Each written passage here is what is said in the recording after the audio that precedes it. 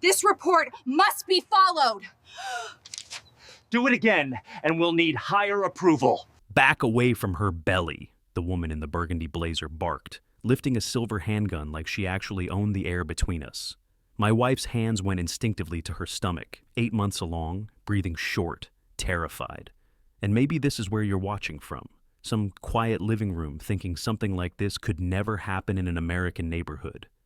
Tell me where you're watching from, because I wish I could tell you this was exaggerated. Angela Whitford, our self-appointed board chair, had one finger stretched across the trigger like she was inspecting a defective package and preparing to toss it out. Except that package was my wife, standing on our own porch, holding a utility bill that was apparently late by 5 days during her maternity leave.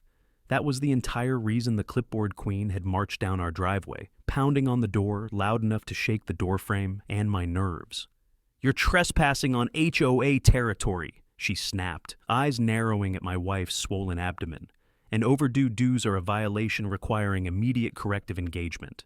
I didn't even know the officer of rules phrase existed until she threw it like a weapon.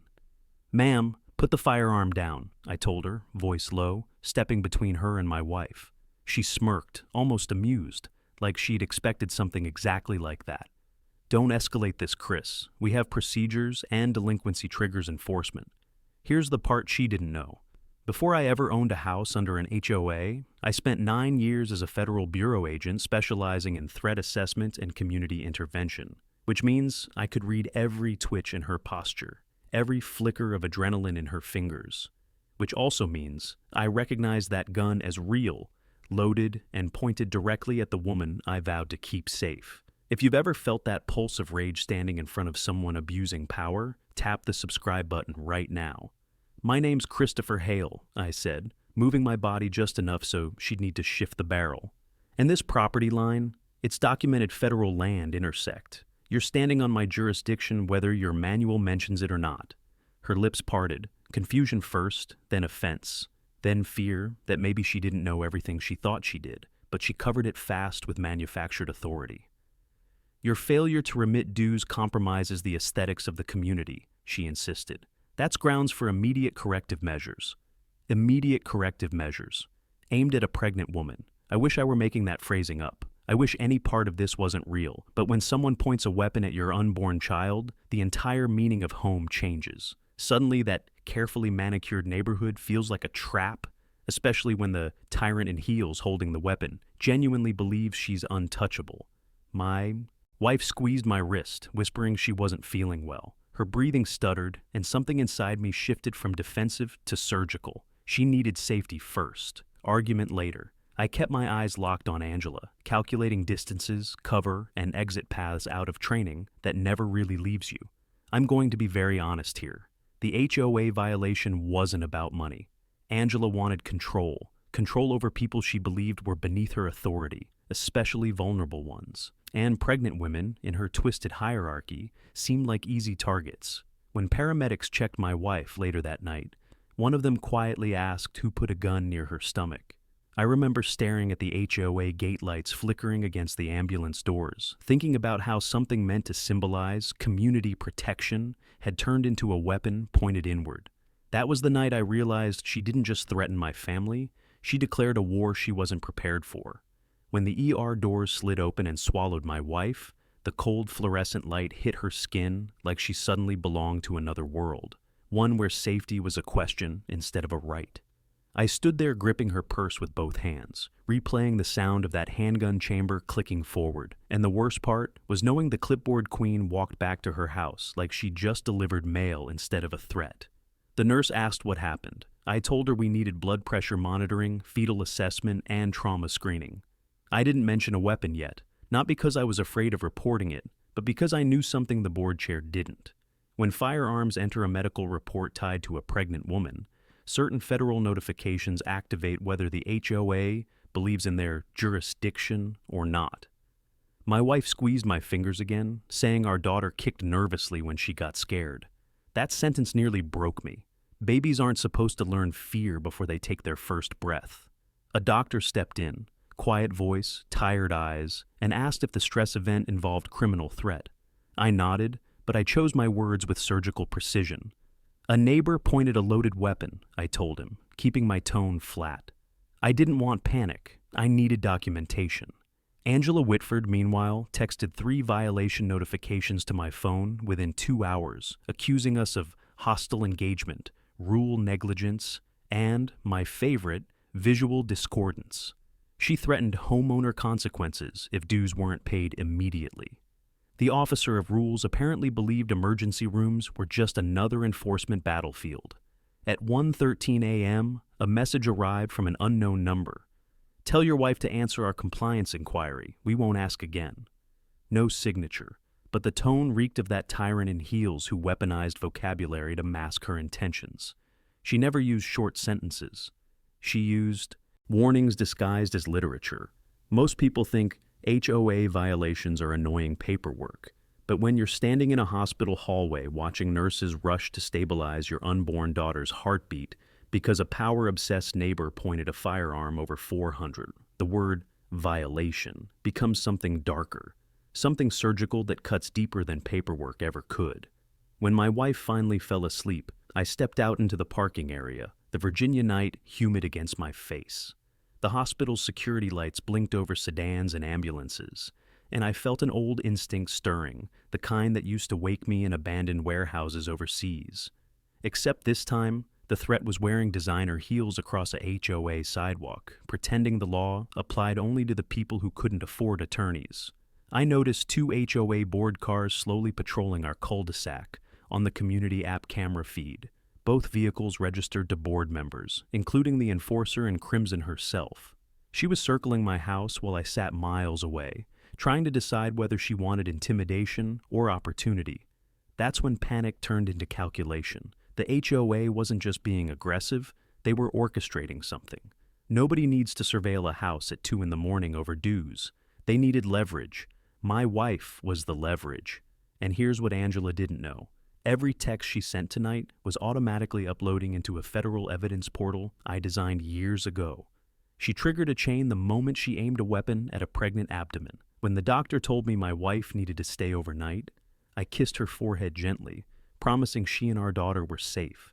I meant it with every muscle in my body, but I also knew safety didn't come from promises. It came from preparation. If Angela Whitford wanted a war, she'd just stumbled onto a battlefield she didn't understand.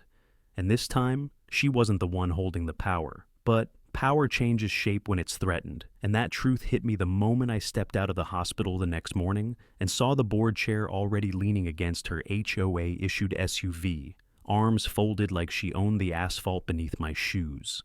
Angela Whitford didn't say a word. She just gave me that thin, sarcastic smile she used when she believed she'd already won.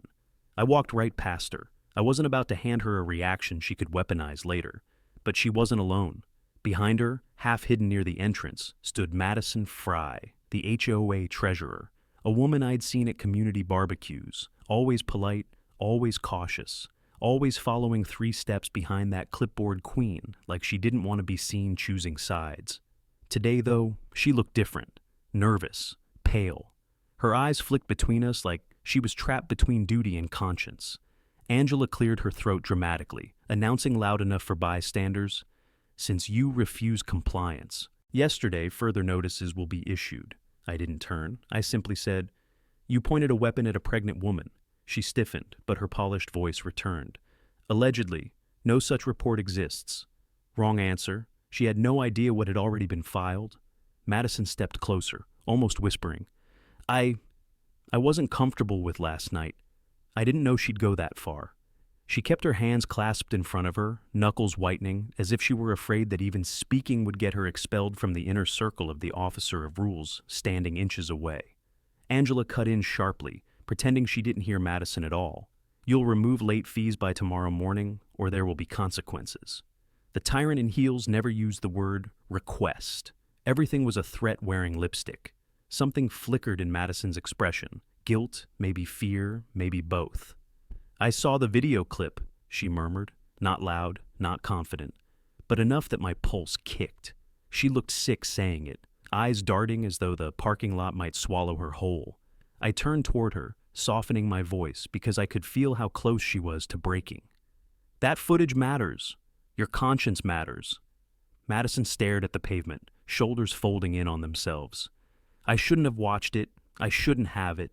She swallowed hard, eyes shimmering with something she tried to hide. Please don't say I said anything. Angela's glare sliced between us. Treasurer Fry, you're late for our budget review. It wasn't an invitation, it was a leash.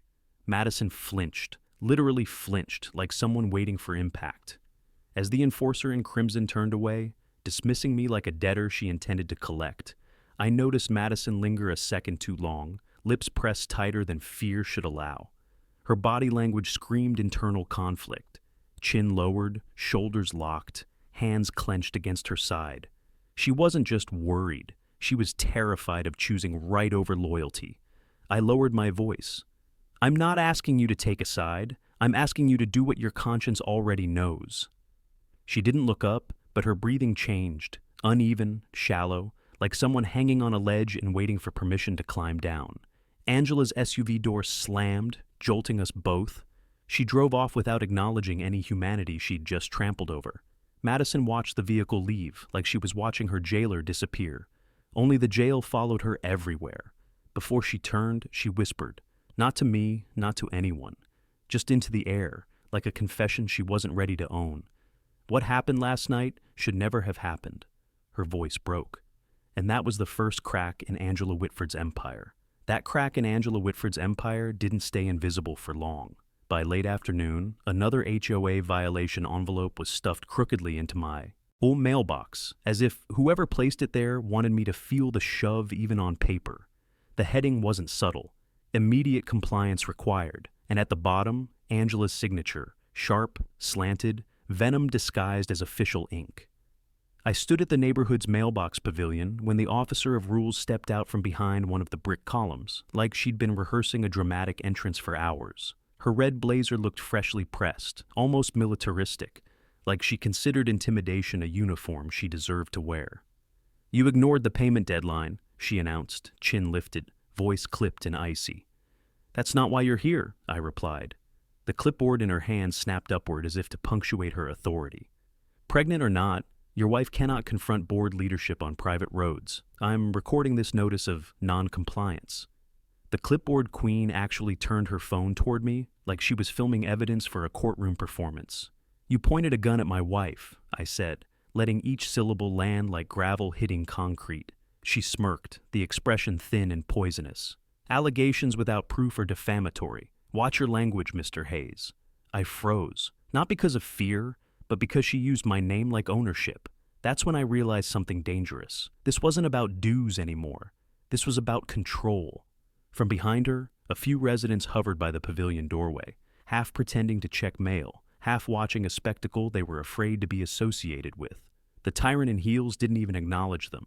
Her attention was glued to making sure I understood she wasn't backing down. Your wife's aggressive outburst constitutes harassment of a governing official. The board reserves the right to escalate, she continued. Every sentence felt preloaded, rehearsed, like she'd planned this confrontation before stepping outside. I let silence stretch, uncomfortable enough that she shifted slightly, uncertain for the first time. Angela, I said slowly, I've seen SWAT negotiations go calmer than you right now. Her nostrils flared. Are you threatening me? I stepped closer, not aggressive, not loud, just close enough that she could feel the weight of truth. I'm simply telling you what overreaction looks like. For a second, she blinked, a flicker, a hesitation, a tiny fracture, but she recovered instantly, turning briskly toward the group of neighbors as if they might applaud her. This community won't tolerate rule breaking, she said to them instead of me. Nobody responded, their eyes lowered, their bodies angled away. Fear didn't make them loyal, it just made them silent. Then something caught my eye. Madison Fry, walking across from the adjacent street, head lowered, clutching a folder against her chest like she expected someone to snatch it. She didn't approach, not openly. She stood behind a utility box, pretending to read her phone, but I saw her watching, and she saw Angela's performance. That mattered more than Angela realized. The enforcer in crimson pointed her clipboard like a weapon. One more violation, and formal lien procedures begin. Consider this your final courtesy. I didn't respond, because if this was her courtesy, I could only imagine what cruelty looked like. She left with the same controlled walk she used when parading through HOA meetings, expecting applause. But today the silence felt heavy. Madison lingered a moment longer, shoulders stiff, lips trembling like she wanted to say something, but couldn't. Then she turned and hurried away, folder still pressed tight against her body like a secret begging to be freed. And suddenly I knew. Angela Whitford wasn't fighting to enforce rules.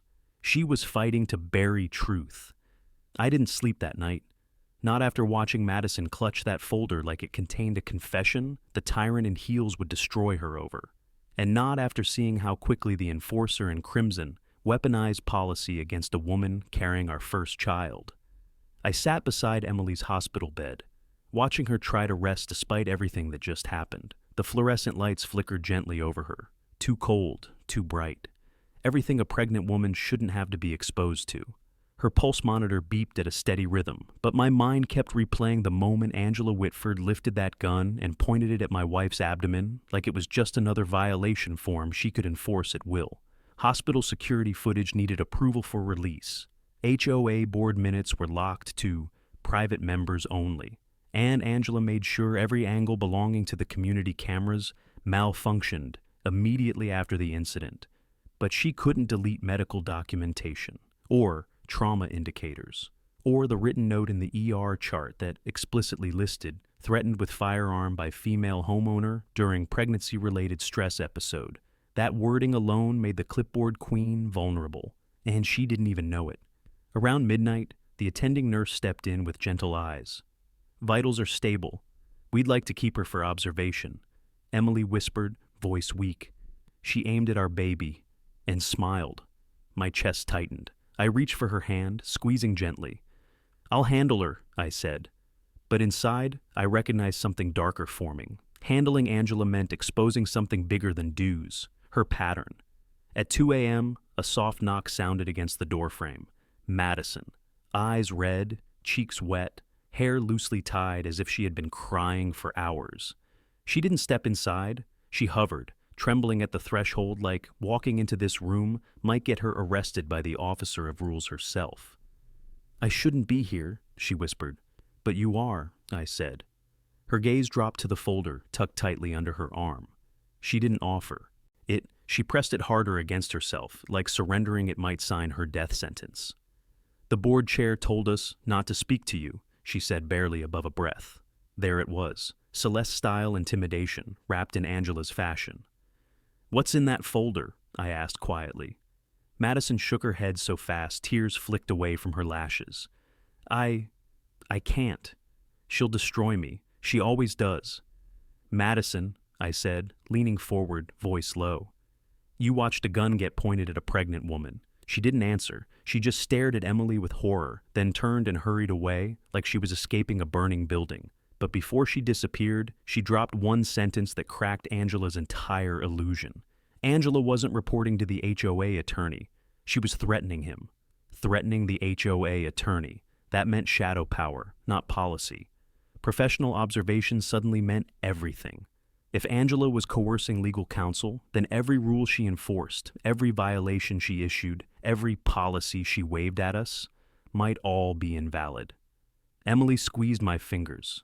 "Don't let her near us again." I forced a calm breath. She'll never get another inch. But I knew better. Angela Whitford didn't operate in inches. She operated in invasions. And tonight, she crossed a line pregnant women shouldn't even have to imagine. It wasn't about dues anymore. And it sure as hell wasn't about HOA authority. No, it was about domination. I left the hospital parking lot just before sunrise, refusing to let exhaustion dull what the clipboard queen tried to erase. The night air was cold enough to sting, but it helped clear my head. What Madison whispered, Angela threatening the HOA attorney, wasn't just abuse of power. It meant the tyrant in heels was bypassing legal oversight completely. Emily needed rest, and waking up alone might unsettle her. But I couldn't ignore the fact that the enforcer in crimson just attempted to intimidate a licensed medical professional into changing a written trauma note. When a woman like Angela Whitford felt cornered, she didn't retreat. She escalated. So my first stop wasn't home. It was the HOA clubhouse parking lot, still quiet, lights humming, Morning sprinklers misting the sidewalk I wasn't authorized to stand on. Irony. I opened my phone, logged into our Ring network, and reviewed the recorded neighborhood channel. Angela didn't know half the houses on this block kept additional cloud backups because she forced them to after claiming wireless camera inconsistencies. When a tyrant creates fear, people start preparing for her without even realizing it. At 6:14 a.m., I watched footage time-stamped 30 minutes after the gun confrontation. The officer of rules standing outside her garage, phone pressed tight against her cheek, pacing furiously. A single sentence captured by a distant mic, her voice sharpened like steel. Delete it. All of it.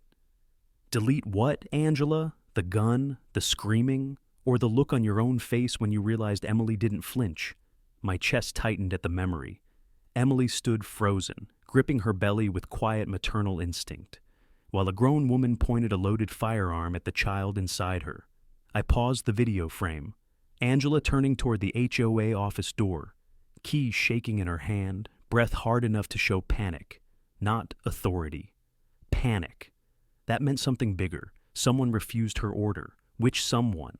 And then, another shock frame. A shadow behind Angela near the doorway. Madison's silhouette. Arms crossed, chin tucked, enough distance to stay safe, close enough to watch everything. That explained the trembling. That explained why she couldn't give me the folder. She wasn't just holding documents. She was carrying evidence she didn't know how to survive. A truck engine startled me, and I slowly walked toward my own car when a familiar voice called across the empty lot. "Hey, you shouldn't be here this early." I turned. One of the younger neighbors, Ryan, part-time UPS driver, leaning out of his open window, eyes wide. Words spreading. People are scared she's got a weapon now. I swallowed hard. She pointed it at my pregnant wife. He shook his head. Nobody feels safe anymore. She's using fear like HOA policy. Exactly. That was her tactic. Fear, not governance. "Did you hear anything else?" I asked. Ryan hesitated, glancing around as if cameras might turn toward us. "She told security they're not allowed to release footage without her personal approval. That's not how any of this works." Professional observation confirmed. She was overriding protocols. "She won't stop," Ryan murmured. "She thinks the rules make her invincible." I forced a breath. "They won't." He nodded slowly, then drove off, leaving me staring at that monstrosity of a clubhouse, the black iron fence glittering like an expensive lie around it. I slid into my truck, started the engine, and whispered a promise under my breath. "You crossed the wrong family this time." And Angela Whitford had no idea the quiet man she tried to intimidate once trained teams on how to neutralize threats exactly like her. When I got home, Emily was still asleep, IV tape on her arm, catching the soft glow from our bedroom lamp. I kissed her forehead, whispered that I'd be right downstairs, and forced myself into the kitchen, even though every instinct begged me to sit guard beside her. The kettle hadn't even clicked when someone knocked. 3 short taps, hesitant, almost coded. I checked the porch camera. Madison, shoulders hunched, clutching a folder like it might explode. I opened the door quietly. "Come in." She stepped inside fast, eyes darting toward the street, as if the clipboard queen herself might materialize out of fog. Madison's breathing shook. "She's losing control," she whispered. I guided her into the kitchen and closed the blinds. "The board chair has been losing control for years," I said softly. "No," she breathed, voice trembling. "Angela Whitford crossed a line she can't legally hide, and she knows it." She set the folder down and pressed both hands against it like she was bracing for impact. "I shouldn't be here, but I saw everything, and she threatened me last night." My stomach tightened. "Threatened you how?" Madison swallowed hard. "I'm treasurer, Ethan, but she falsified an insurance liability document under my login." My pulse kicked. "That's felony fraud." "I know." Her voice cracked. "She forged a claim showing your wife aggressively advanced on the HOA representative with hostile intention. It labels Angela the victim." I pushed away from the counter, rage rising like heat in my throat. The tyrant in heels wasn't just covering her tracks, she was setting a trap. Madison opened the folder, revealing printed insurance documents, timestamps, policy annotations, everything coded as though I threatened the woman who pointed a gun at a pregnant mother. "Why bring this to me?" I whispered. Madison's shoulders dropped, eyes glistening. Because my conscience finally beat my fear. There it was, conflicted witness becoming human. She used my credentials, Madison continued, because she knows my brother works for a federal insurance compliance firm. She thinks that makes me too scared to expose her. I pressed my palms against the table. Can your brother verify this? Madison hesitated. He already has. Ethan, filing a fraudulent liability claim is insurance misconduct. She voided every resident's coverage the moment she submitted it. She's put the entire neighborhood at financial risk. Economic pressure, insurance fallout. The path opened right there. Angela didn't just threaten families. She endangered property values, insurance legality, and every mortgage in this manicured nightmare. Madison continued quietly. If a single resident files a complaint with the Virginia Insurance Bureau, the HOA's carrier will freeze coverage pending investigation. Without liability insurance, the board can't operate. My mind shifted, strategy tightening like muscle memory. She wasn't invincible. She was unstable and vulnerable to regulatory law. I leaned closer. Madison, are you willing to testify? Her voice broke. I'm terrified, but I can't live with what she did. Conflicted witness, turned ally. I placed my hand carefully on the folder. You just helped this neighborhood more than you know. Madison wiped her eyes, whispered, She pointed a gun at a pregnant woman, Ethan. She can't be allowed to stay in power. I nodded, steady and low. She won't. When I walked her to the door, I caught a glint across the street, a silver SUV idling behind hedges. The enforcer in Crimson sat behind the wheel, staring directly at my doorway like she was timing every second Madison stayed inside. I stared right back, slow and unflinching, because now I finally knew how to break her. Madison's taillights disappeared down Hawthorne Ridge Drive just as the silver SUV pulled away from the curb, like it had been waiting for its cue. I watched it crawl along the sidewalk, slow, taunting, before it finally turned at the manicured fountain where this neighborhood tried pretending danger didn't exist. I didn't sleep, not a second. By sunrise, I'd already called Ben, my former SWAT teammate turned compliance lawyer. He'd retired early after a spinal injury and built a career dismantling corporate fraud. If anyone understood insurance liability loopholes, it was him. We agreed to meet at his office, neutral ground away from Hawthorne Ridge's perfect lawns and poisonous politics. Emily insisted on coming, but I promised I'd be back before her morning appointment. My wife needs calm, not another confrontation. The parking lot sat quiet as I pulled in, but my gut clenched the moment I saw a cherry-red Blazer flash near the entrance. The tyrant in heels was crossing the sidewalk with a thin folder, clutched like a badge of authority. Of course, the clipboard queen arrived before I did. She spun when I shut my truck door. Trespassing, Mr. Coulter. Her voice dripped superiority. This parking lot is private for clients. I don't see an appointment. I stepped closer. I don't see your jurisdiction outside Hawthorne Ridge. She blinked. 2 seconds of pure confusion before she masked it. I came to warn your lawyer about your threats yesterday. I didn't react. I wanted her to feel the silence.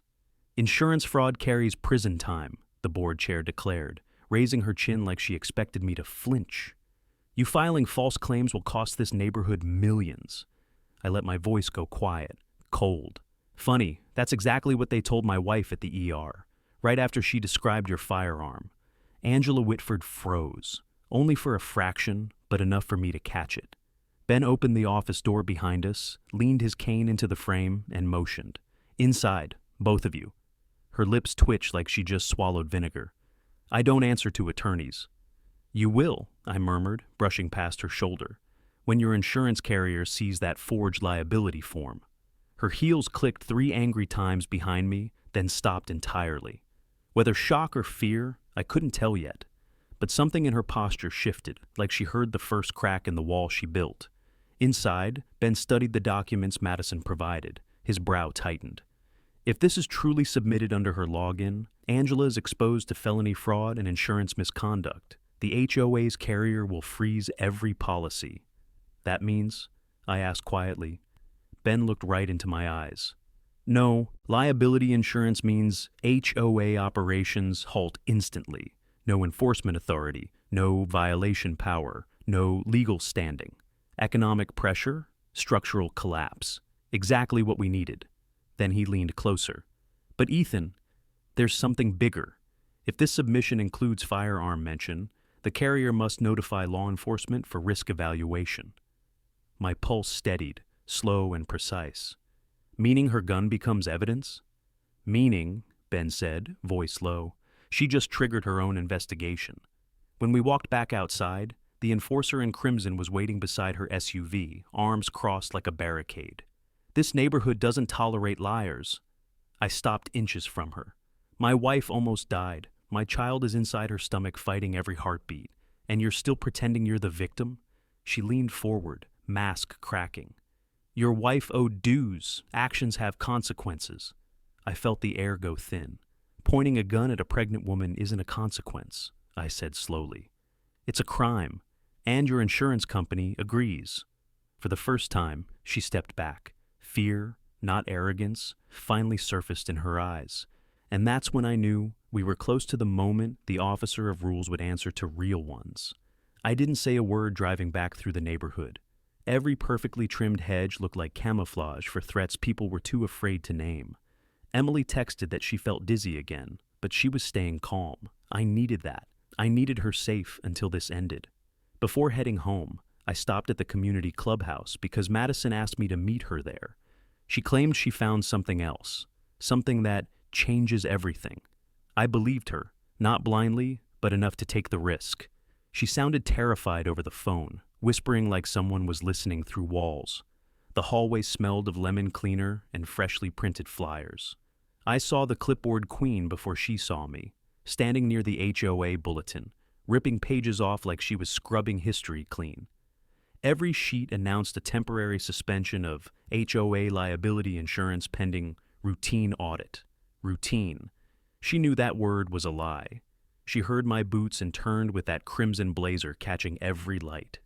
Remove your presence from HOA property, the enforcer in heels demanded, chin raised, voice iron. You're violating emergency board restrictions. I stepped closer, keeping my tone low so only she heard. Suspended insurance means you're not technically a board right now. No standing, no authority, no enforcement. A tiny tremor flickered in her jaw. You manipulated Madison, she snapped. She'll be removed from Treasury duties immediately. I didn't respond because Madison appeared around the corner, pale as chalk, clutching something close to her side, like evidence she didn't want seen. Angela stared at her. Hand over all board materials, or face removal for misconduct. Madison didn't move. Her fingers twitched. I just came to return keys. Her voice cracked, but her eyes met mine for half a second, pleading, terrified, determined. It wasn't keys in her hands. I didn't know what it was, but it scared her enough to lie about holding it. I followed her toward the storage hallway, ignoring the tyrant in heels pacing behind us, whispering into her phone. I didn't need to hear the words to know she was calling her son or her husband or her attorney, or maybe all three. Inside the storage corridor, Madison's composure broke. It's not just the gun, she whispered, shaking. She filed the dues threat after seeing your wife limp away. She knew she fell. She knew she was injured. She still issued violation notices while your wife was in the ER. I stared at her. That proves intent. Madison swallowed. There's more. She threatened to increase dues penalties every month until you learned compliance. I heard her say it on speakerphone, to her insurance rep. I exhaled. Slow, controlled. Insurance rep? She tried negotiating coverage reinstatement by blaming Emily for provoking her. Anger rolled through me. Not heat, not rage. Something colder, something exact. Then she slid a folded letter into my palm. This fell out of her folder earlier. I shouldn't have grabbed it, but it's addressed to an attorney advising pre-litigation actions against your family. She glanced around, frightened. They want you gone before an investigation. We heard sharp footsteps. The officer of rules appeared at the doorway. Return all property now. Madison stiffened, then handed her the key ring. Nothing else. Angela didn't notice the missing letter. Madison whispered to me, barely audible. Tomorrow, 3 p.m., City Legal Assistance Office. Ask for the liaison. She walked away like a ghost, holding secrets she might never say out loud again. I faced the board chair. She crossed her arms, victorious. You think your little stunt with insurance scares me? I leaned in. You should worry less about dues and more about intent. Investigators care about motive. Her face drained color she fought to keep. Walking out, I knew something. This wasn't just misconduct anymore. It was premeditated retaliation. And now, finally, it was documented.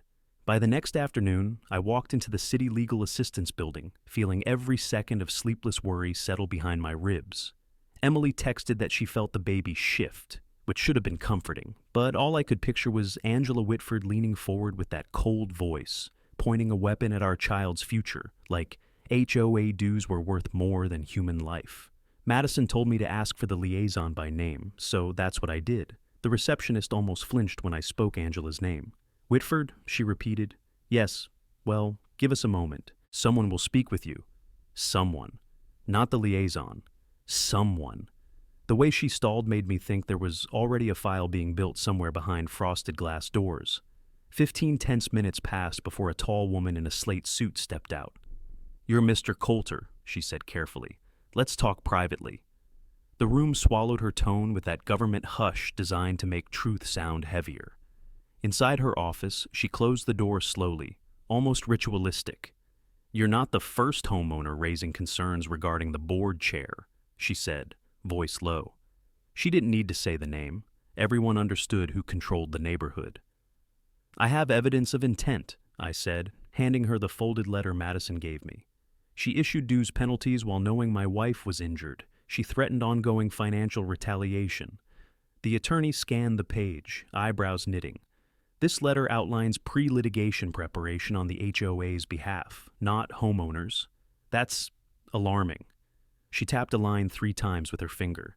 And here, she's arguing the HOA's lack of liability due to your voluntary non-payment, which you're clearly not behind on. That's misrepresentation. She slid the paper back toward me like it was radioactive. If this proceeds legally, she risks personal exposure.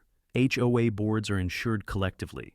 But when liability insurance is suspended, anything she signs under board authority can shift to personal responsibility. Personal responsibility. I didn't smile, but inside something clicked into place. City neighbors have complained about unlawful escalation of enforcement under the enforcer in crimson, the attorney continued. But no one's tied it to injury before. We'll forward this to municipal council today. She met my eyes in a way that didn't feel like sympathy, more like cautious solidarity. Prepare documentation for a public hearing. It might happen very soon. As I walked back into the lobby, I noticed what I'd missed earlier, news clips playing silently on a mounted TV. Homeowners sue HOA over excessive enforcement. Not our case, not yet. But close enough to smell momentum. When I stepped outside, the sun looked too bright for how heavy everything felt. I pulled out my phone to text Emily when I realized someone stood by my vehicle, arms folded. Angela Whitford herself, wearing power red like it was military armor. The officer of rules warned you, she said without greeting. City legal interference violates HOA mediation guidelines. You're obstructing procedural authority. I approached slowly, keeping my voice controlled. Insurance suspension means you have no authority. You're acting without board protection. That's dangerous. For you. She laughed once, sharp, rehearsed.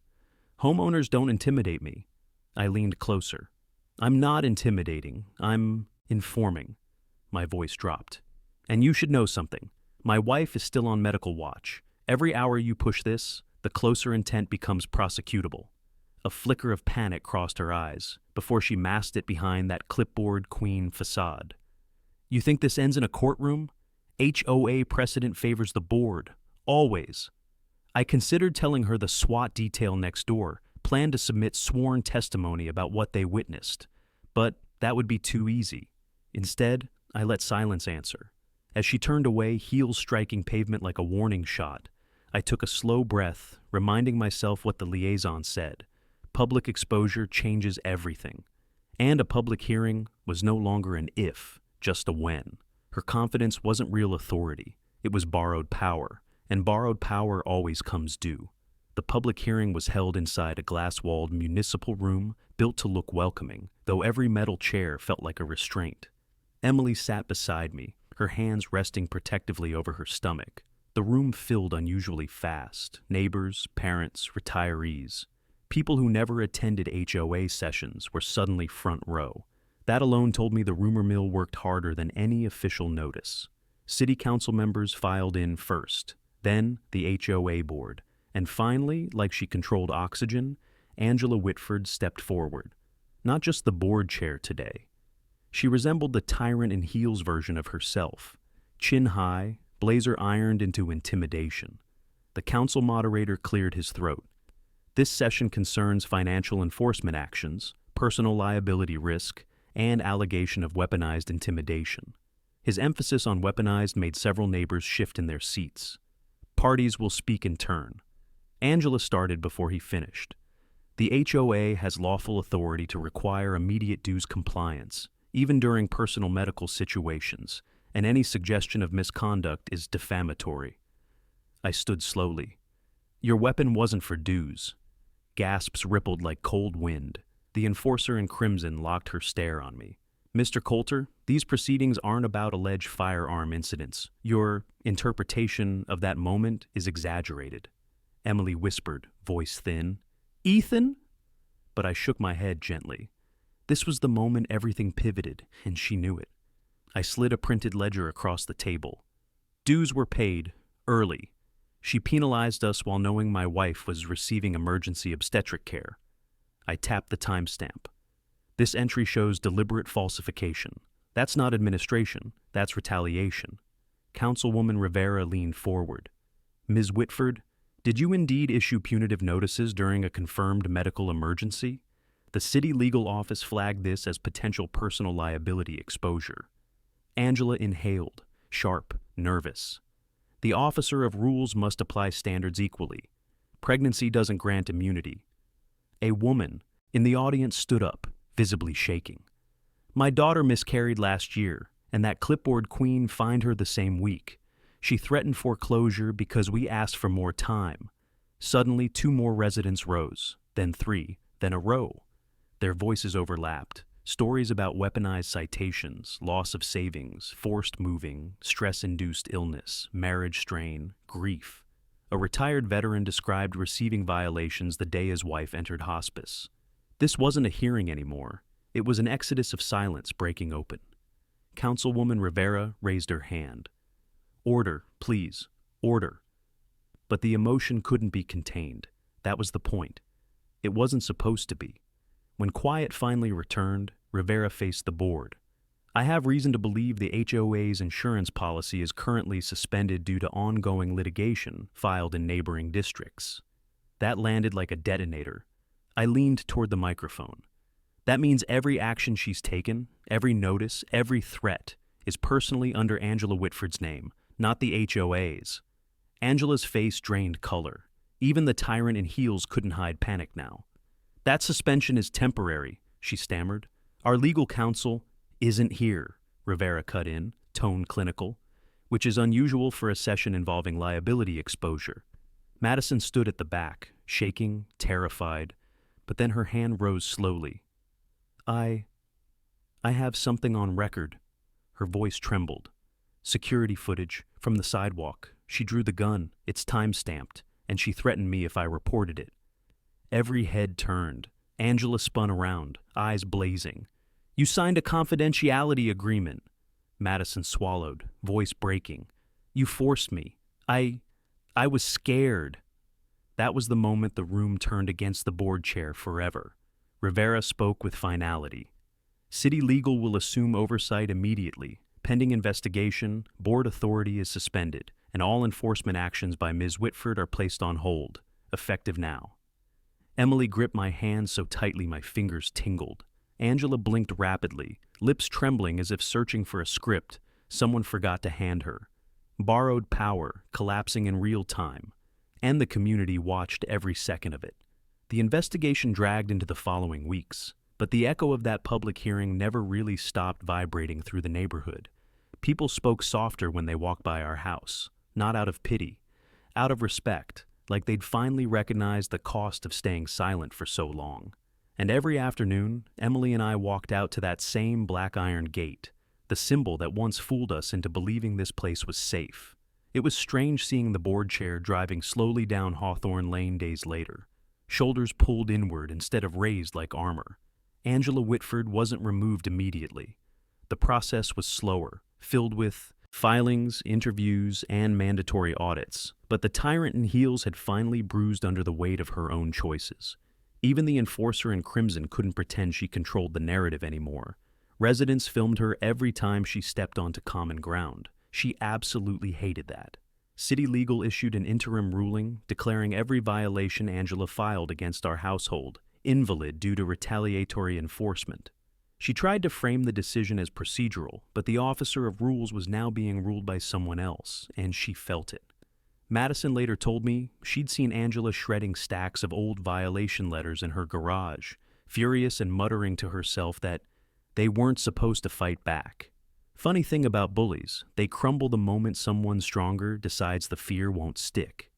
One afternoon, as Emily and I stopped near the gate, we saw Madison waiting near her SUV. She looked exhausted, relieved, and scared all at once. "I gave them everything," she said quietly. "The security footage, the emails, even the message where she threatened to revoke medical access to the neighborhood clinic if you didn't pay the extra fee." Emily steadied herself, breath uneven. "You did the right thing." Madison nodded, wiping her eyes. "I just hope I didn't wait too long." She didn't. The county prosecutor announced an official inquiry into use of deadly force in an HOA context. That phrase alone sent shockwaves through homeowner groups across the region. I heard 3 nearby communities started reevaluating their entire governance structure just because of one pregnant woman refusing to bow her head. The clipboard queen tried one last press release claiming she was defending the neighborhood from unapproved medical visitors.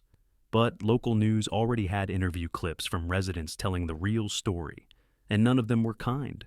Standing at that black gate again tonight, I watched the sun hit the metal bars, turning them from shadows into fire. Emily leaned against me, both hands resting on her stomach, and said something I won't ever forget. She pointed a gun at our child, "But you made sure she'll never do it again." I didn't feel victorious. I felt responsible. For every family that stayed quiet because they thought nothing could change. For every couple who paid fines instead of fighting. For every neighbor who thought survival meant silence. I felt responsible and determined because this gate isn't just metal, not anymore. It's a reminder that safety isn't what someone claims, it's what we collectively demand. And before I close this chapter, let me say something to whoever's listening right now. If you've ever been bullied by someone who thinks a title makes them untouchable, remember this moment. Remember what happens when ordinary people refuse to be afraid. If you want more stories of homeowners standing up to HOA tyranny, hit subscribe right now, share your story in the comments, and let me know where you're watching from.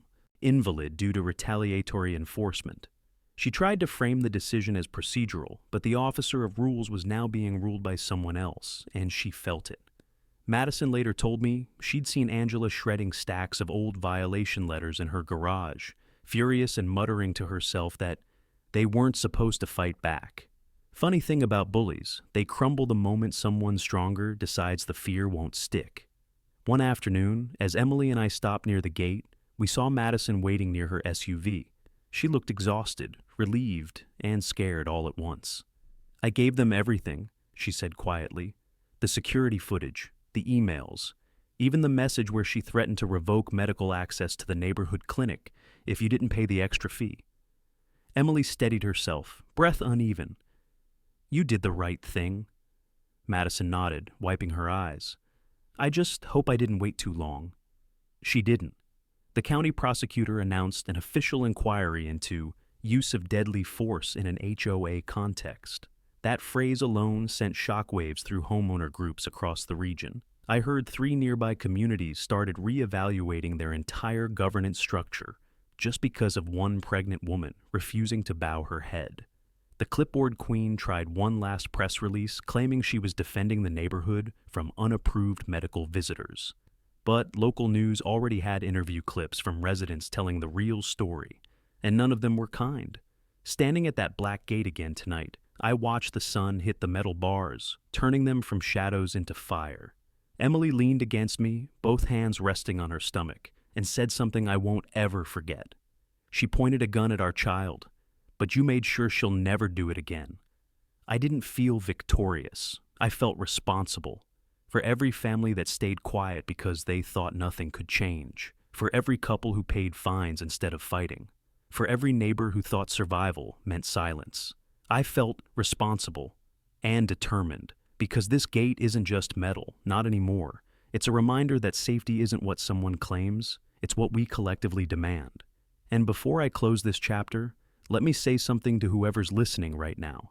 If you've ever been bullied by someone who thinks a title makes them untouchable, remember this moment. Remember what happens when ordinary people refuse to be afraid. If you want more stories of homeowners standing up to HOA tyranny, hit subscribe right now, share your story in the comments, and let me know where you're watching from.